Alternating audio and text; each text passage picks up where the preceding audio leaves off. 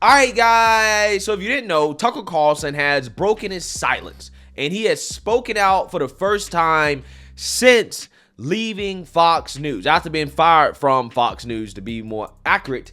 And he basically broke the internet by releasing this video on Twitter that apparently, according to some of the metrics here, has 46.6 million views. Now, there's another metric here that says it has 14.7 million views. But either way, these numbers are astronomical, okay? Especially considering how on Fox News, he was getting, I believe, 1 to 3 million views a night, okay, on Fox News. Now, on Twitter, he's getting at least 14.7 million views, which again is absolutely amazing. And it's been about 12 hours as of the making of this video, a little bit more. But again, it's absolutely insane. And it shows you guys the power of Twitter when it comes to video, okay? And how maybe the platform of the future is Twitter when it comes to video content, long form video content. You have people like Matt Walsh and others that have decided that they're going to start posting their videos on Twitter. I will probably end up doing that once the platform is more friendly for video content. I don't think that is made in a way that is good for video content yet, but when it gets there, I will definitely start posting on Twitter as well too. But meanwhile, we have Fox News, who is struggling after Tucker Carlson's exit, as they're down in viewership 21%, okay, for Tucker Carlson's time slot. And for the key demographic, they're down 37%. Okay, so again, seems like it's going downhill for Fox News, and we really don't know if this is going to be permanent or if this is going to be a long-lasting thing. But regardless, this could be a hint into the future in regards to where Tucker Carlson is going and how he's going to continue to spread his message. As again, Elon Musk has made his platform more free speech friendly. And somebody like Tucker Carlson, who has an anti-establishment message, that is the message that he put out last night. When he released this video, he did it in a very Tucker Carlson way, classic Tucker Carlson.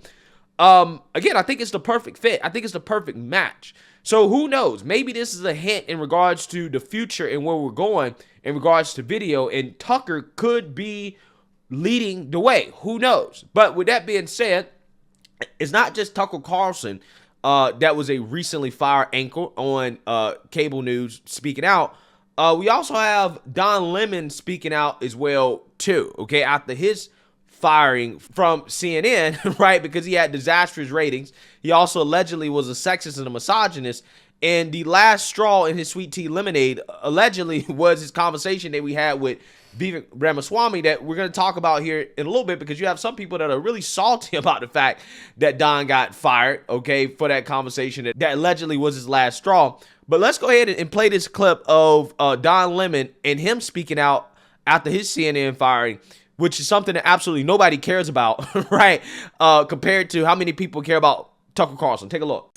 Okay, that's it. No, all right. Wait a minute. You've been making some headlines. I'm not going to ask how you are. You seem like you're doing okay, but was it truly a surprise? I'm not making headlines. What a surprise. Leaving CNN. Well, I think that my statement speaks for itself. Yeah, it was a surprise, but life goes on. You know, that's behind me, and we'll see what happens in the future. But you have a game plan for what's next? Are you going after the company? What's going on? Give me a...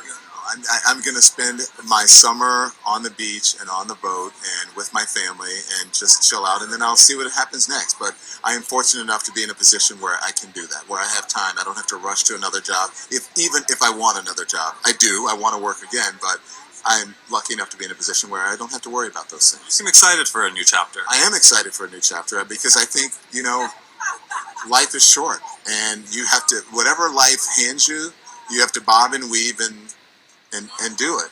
I didn't think I would be at work one evening, and I'd get a phone call that my sister had died. But I had to deal with that. I didn't think that, you know, my dad would die young of diabetes. I had to deal with that.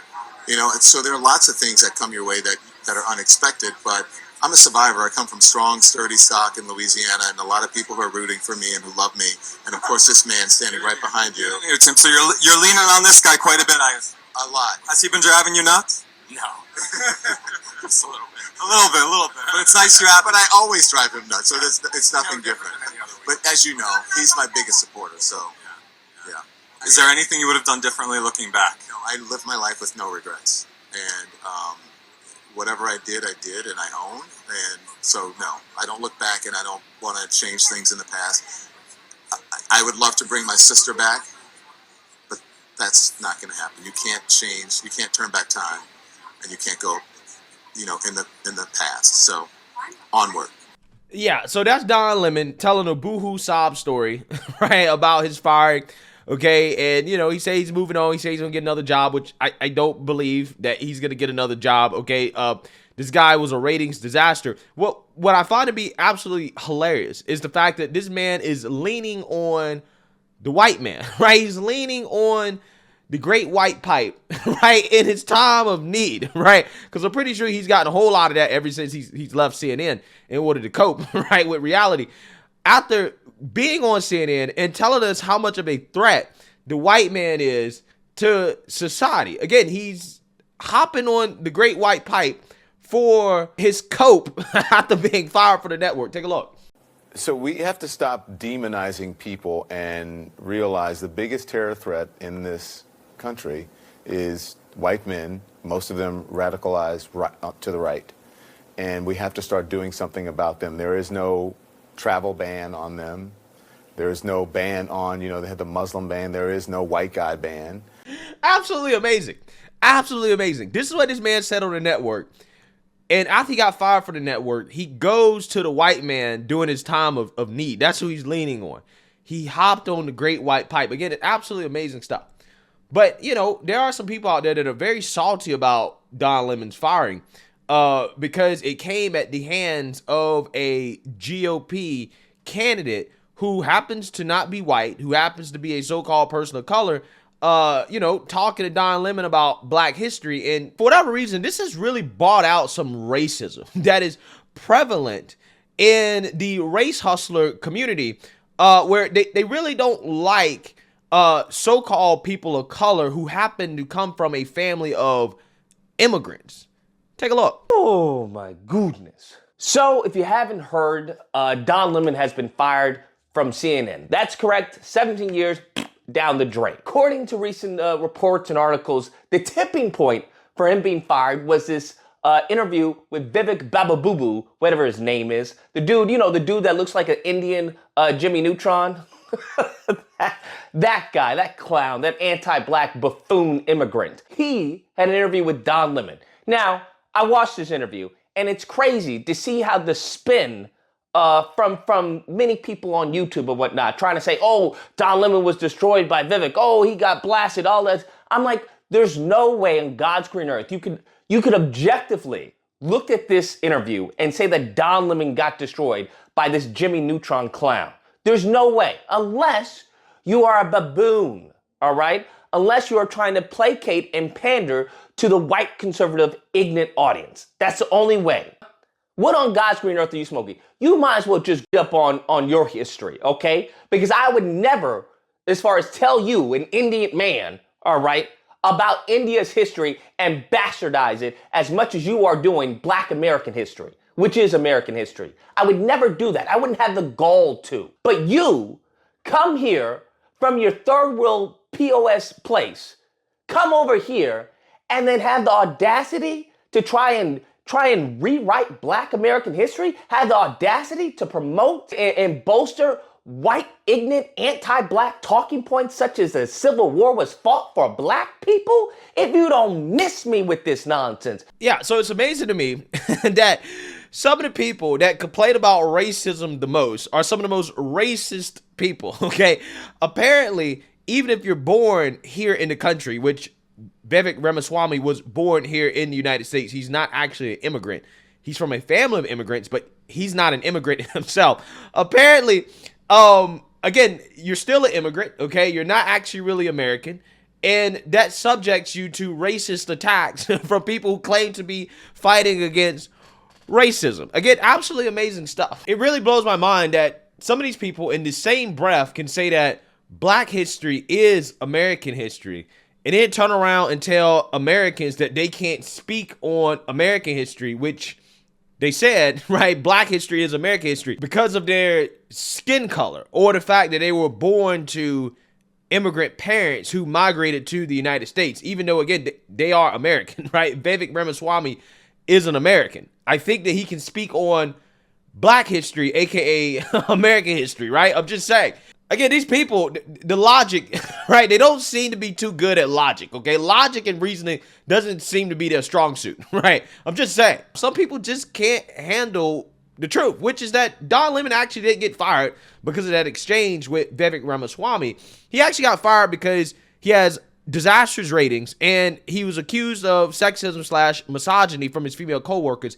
He wasn't getting along with them, along with his low ratings, and it just so happens that that exchange between Don Lemon and Vivek Ramaswamy was the last straw in his sweet tea lemonade, because just like some people on the internet, Don Lemon seems to have racist views in which he basically disrespected Vivek Ramaswamy by saying, you can't speak on this issue because you ain't black. You are whatever you are, right? I mean, just entirely disrespecting the guy as an Indian American. And some people think that this is supposed to be okay.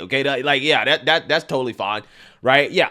Actually, I'll let Vivek Ramaswamy actually explain his side of the story and what happened between him and Don Lemon, because I think that Vivek is right about CNN's decision to fire Don Lemon. Take a look. What do you make of the fact that you may have had a role in CNN's ultimate decision to get rid of him? I think I did, and I think that that's a net positive. Look, I actually want to be really clear about this. It all comes down to what the mission of your organization is. If CNN's mission is to advance a woke progressive orthodoxy, Don Lemon is a perfectly fine host to have on air to cut off guests, to tell people they can't speak based on the color of their skin, because that does represent a worldview that exists in the country. So if that's aligned with your mission as an organization, that's a perfectly sensible decision to keep that person. But what Chris Licht, the new CEO of CNN, who I've met, who I've had an open exchange and dialogue with, number of weeks or months ago, if he means what he says, and it sounds like he does, that they want to move towards being a more open platform for diverse views, then I don't think that type of host actually makes sense in that organization. So to me, it's not just about cancel culture in the other direction and saying that, hey, Don Lemon, it's a good thing he's fired. The question is, what's your purpose as an organization? And if CNN's purpose is to air multiple different perspectives on air, then I think that you can't have TV hosts who tell guests, whoever they are, that they can't speak or express an idea about post-Civil War Reconstruction history in America without thinking about what their skin color or race is first. The good thing about me, Megan, is I didn't take particular offense to that exchange. I actually found it really useful. I'm glad we did it. It was a little bit awkward to be on set in the Larry David sense of awkward, but that's okay. I can handle that. That's not a problem for me. I think it's actually really important that we surface some of these dogmas and unspoken expectations that have otherwise been simmering beneath the surface of American discourse. I'm all in favor of actually speaking those hard truths. Let those boil over. I think we need to do that as part of our, let's just say, national self-therapy to get to a place where it's not the way that other guests might have approached it, to say that, well, because Don Lemon is black and we're talking about a sensitive issue relating to the history of African Americans in this country, I'm going to tread around that differently. I did not. I spoke to Don Lemon the same way I would have if he were white or any other race. It doesn't matter. But what was amazing was he had the nerve to call you out on that as though it were improper, that you, as a brown-skinned man, didn't have a working knowledge of U.S. history when it comes to American black people enough to opine on it while sitting across from a black man. I mean, that there was some sort of racial hierarchy that would have required you to defer to his opinions about America's history, about historical fact. Yeah, so regardless of what you think about whether, Don Lemon or Vivek Ramaswamy is right in regards to their debate on, black history or whatever, right? American history, the Civil War, doesn't matter.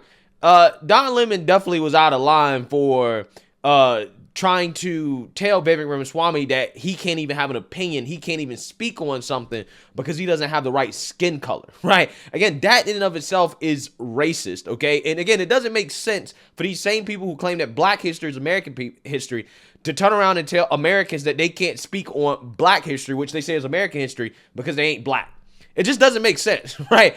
It's really hypocritical, and it's sad that we have people at this day and time that really do believe that you can't talk about certain subjects because of your skin color, but then they turn around and claim that they're race crusaders, right? That they're fighting against racism and yada, yada, yada. Again, it's just absolutely amazing stuff. So, I think that Don Lemon's future is not good, right? He might go join Mark Lamont Hill at the Griot, okay? I think that's the route he's going to go. He's going to join BET or something like that. He will go off into obscurity, right? And probably double down on a race hustle. While Tucker Carlson, it seems that maybe his career, maybe the best is yet to come for him. It's absolutely amazing to see the trajectory of Tucker versus Don Lemon in this situation. Let me know what you guys think. Make sure you like, comment, subscribe, most importantly, share a Black conservative perspective. Peace.